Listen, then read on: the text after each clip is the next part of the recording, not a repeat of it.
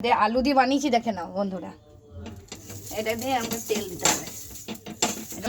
এরকম এরকম মিশ্রণটা এরকম থাকলে ভালো।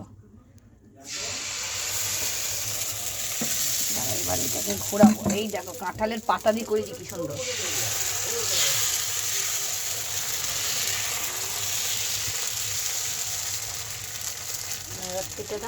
না এরকম কি সুন্দর হচ্ছে দেখো।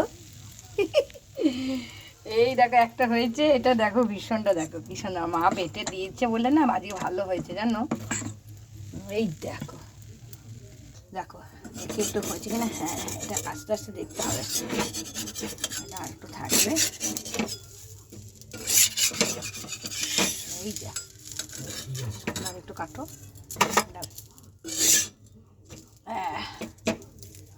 কি সুন্দর হয়েছে। এই দেখো বন্ধুরা, এই দেখো কি সুন্দর হয়েছে দেখো বন্ধুরা, এই দেখো।